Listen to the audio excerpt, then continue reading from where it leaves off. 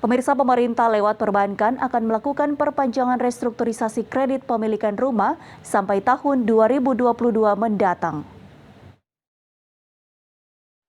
Pemerintah lewat perbankan akan melakukan perpanjangan restrukturisasi kredit pemilikan rumah sampai tahun 2022 mendatang. Hal ini disampaikan Kepala Bank BTN Cabang Manado saat menghadiri musyawarah kelima Asosiasi Pengembang Perumahan dan Pemukiman Seluruh Indonesia di salah satu hotel yang ada di Manado. Hal ini merupakan upaya perbaikan yang dilakukan bank dalam kegiatan perkreditan terhadap debitur yang mengalami kesulitan akibat pandemi COVID-19.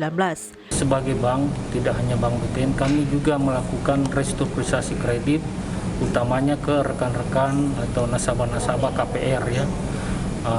Kemudahan ini meringankan dalam hal pembayaran, sehingga pembayaran angsuran itu bisa dilakukan secara bertahap, sehingga masyarakat pun diringankan dengan jumlah angsuran yang semakin dikurangi ya.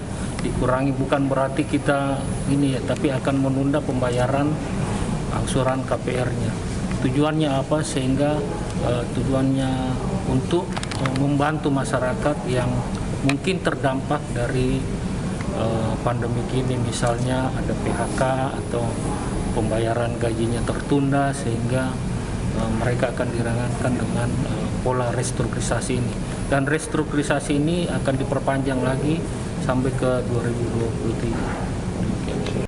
Pengajuan restrukturisasi kredit ini tidak dilakukan sembarangan.